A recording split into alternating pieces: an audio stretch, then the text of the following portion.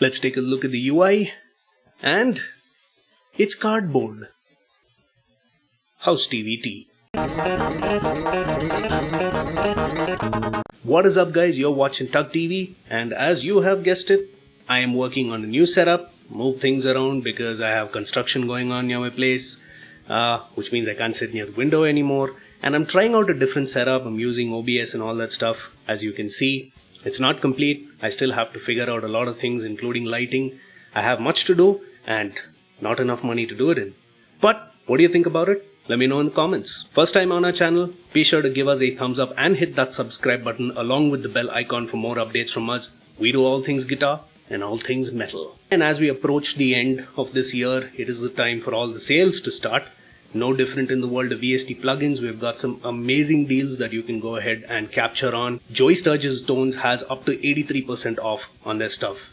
That Misha Mansoor amp sim is only $30. How much is $30 in Indian rupee, ma? That Misha Mansoor amp sim is only 2,237 rupees. Urgitone has MIDI packs and drum libraries for as less as $1 and like $4 and all of that stuff. STL Tones came out with Amp Hub. It's been around for some time, but I think it's really special because it's one of the few things that is coming to you with a subscription model. I'm not going to get into it in this video. I am making a separate video where I personally think that the subscription model really is the future for all licensed VST. And I think it's good not just for those who are making it, but for us as well. So you stay tuned for that video. And if you want me to go ahead and sort of review the amp sim itself, let me know in the comments below. And speaking of mad deals, we have Soundlabs who is running their Black November sale right now through the month of November. And you've got most things, as it says, 50% off. And what that means is you have an opportunity now to get a lot of great sounding amps for as less as 25 to 30 euros. That again translates to about 2,500 rupees that you can go ahead and get your hands on. And as you can see, we have a new kid on the block, and that's what we're here to review today. We're going to check out YouTube's very own Stevie T's signature Amped series. Now, of course, when these guys said most things, what they didn't tell you is that this amp is not on a sale or on any introductory prices. This is going to be the full 60 euros. And for that, you're going to get a total of 4 amplifiers. However, if you want to go ahead and try it out like Amp Roots, this also comes to you with one full free to use amp. So this is it, fellas, and this is what it looks like. This is the free amp that I was talking about, and by free I mean it is fully free.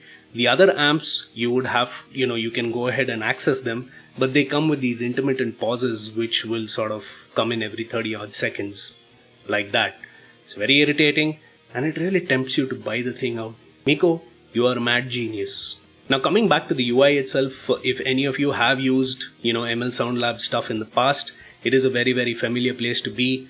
It has this very cardboardy, look into the amps, because of which I can't exactly make out what the modeling is. To me, this kind of looks like a Friedman amp, but Miko talks about this amp being a hybrid between a British high gain amp and something like a Messer Transatlantic. We are of course going to go through some samples in terms of tones and all of that later in this video. You then have some presets that you can check out. I have mentioned this in the past. I think Soundlabs has amazing presets. They're well set and ready to, work off the bat. The pedal board is exactly the same as you would get on any of their other offerings. You have a noise gate, which mind you is incredibly sensitive. So when you're tuning this, make sure you make very minor tweaks. You go too aggressive on this and it will start cutting your frequencies out. Apart from that, a drive, a delay and a reverb. A license manager in case you like what you hear and you want to, go ahead and purchase it. Apart from that, all the knobs for you to go ahead and use. You have an opportunity to turn off the FX if you don't want to use that. And you can also go ahead and load up some other cab sims that he gives you with this, or you can load your own custom IR. Or completely bypass this cabinet in case you want to go ahead and use some of your own IR loaders. Next up we have this. This is the Kalala Lean, and as the name suggests, it is a Kalala Lean amp. See what I did there? Rather see what Stevie T did there. Not bad.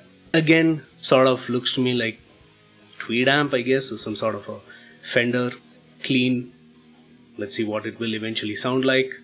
Next up you have the Rectifier, and as the name sort of hints, is emulation of a Mesa Boogie dual rectifier, or a rectifier at least is what I'm sure of. And finally you have the Shredeemer. I don't know what this is model of, and they talk about it being higher gain than the highest gain amp there is around, so I don't know what it is.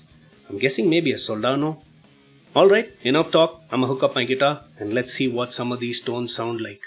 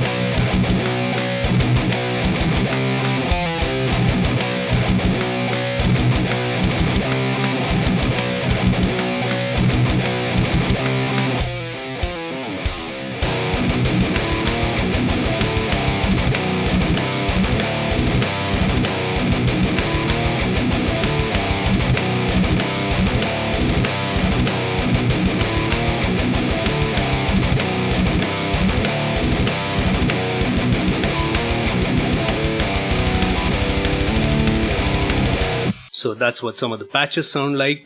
I honestly have to say I really like the Shredeemer. Forget about dual tracking or quad tracking or any of that. That thing has got some massive gain, and I think if you're doing tracks with just one guitar, you definitely might like that. So are the amp sims bad? Definitely not. What's my problem with it? For that, we're gonna have to do a blind test. So what I'm gonna do now is I'm gonna play two samples with the cabs off in the respective amp sims. I'm gonna load up an external IR in this particular case, so that level playing field and all of that. And on one of them I'm going to play Stevie T's amp, and on the other I'm going to play Fluff's Amped Roots, and you're going to tell me which is which.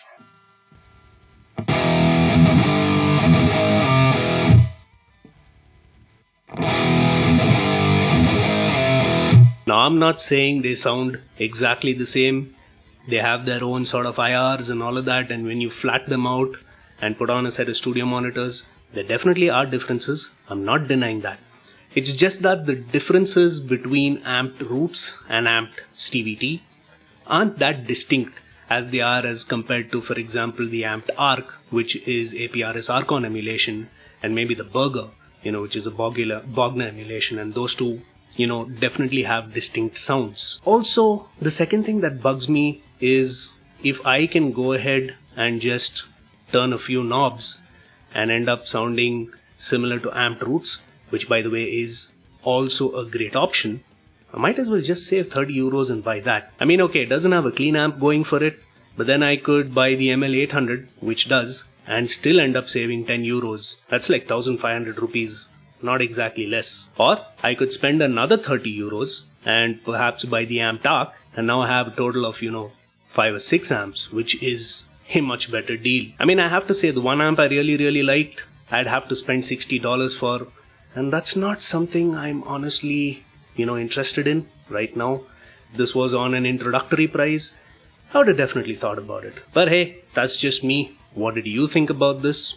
Let me know in the comments below. Give this video a thumbs up if you like what you see. Subscribe to our channel for more content. And until next time, this is TUGGtv signing off. I will see you in the next one.